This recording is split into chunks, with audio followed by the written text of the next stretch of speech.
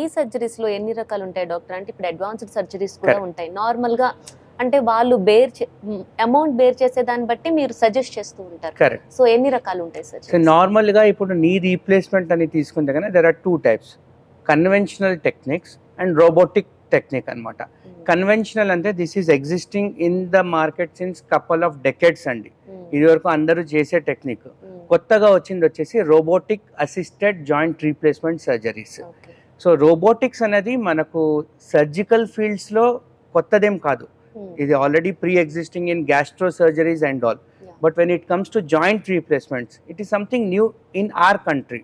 మనకి అబ్రాడ్ తీసుకుంటే కన్నా రోబోటిక్ అసిస్టెడ్ జాయింట్ రీప్లేస్మెంట్ కూడా చాలా ఇయర్స్ నుంచి ఉంది. కానీ మన ఇండియా వరకు వచ్చేసేకి it is something very new అమ్మ. సో రోబోటిక్ అంటే కన్నా ఫస్ట్ ఇంపార్టెంట్ మిస్నామర్, లేకపోతే కన్నా జనాల అభిప్రాయం ఏమి, రోబోటిక్స్ అంటే కన్నా డాక్టర్ కాఫీ ఆర్ బ్రెడ్ తీసుకుంటున్నారు, రోబోటిక్స్ ఆపరేట్ చేస్తున్నారు అలాగని కాదు. ఇట్స్ అండ్ రోబోటిక్ అసిస్టెడ్ అంటే ద సర్జన్ అక్కడ ఉన్నవాడు he will do all planning, execution will be done with the help of the robot. So robo మా హ్యాండ్ పట్టుకుని చేస్తుంది అనమాట. సో దీంట్లో రోబోటిక్స్ లో కూడా 2 టైప్స్ ఉన్నాయన్నమాట, automatic robotics and semi automatic robotics.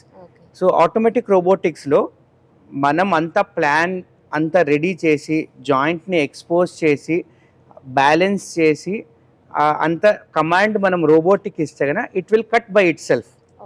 Semi automatic రోబోటిక్స్లో ఏమంటే కనుక మనం ప్లానింగ్ ఎగ్జిక్యూషన్ అన్నీ చేసిన తర్వాత రోబోటిక్ ఆర్మ్ అనేది ఒకటి ఉంటుంది, అంతే the saw which will cut the bone.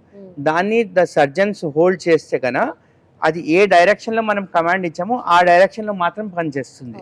So it has got more accuracy, it has got more precision and it is more రీప్రొడ్యూసిబుల్.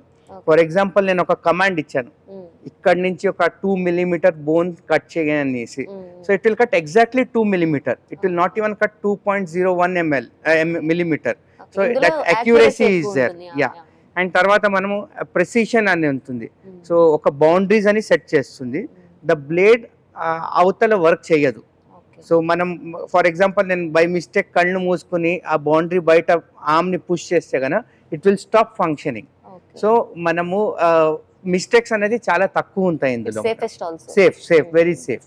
And every time you do the procedure it will be reproduced. అంటే 10 పేషెంట్కి చేస్తే కనుక 10 ఎక్స్రేలు ఒకేలాగా కనిపిస్తాయి అన్నమాట మనకు. So that is the advantage of robotics అమ్మ.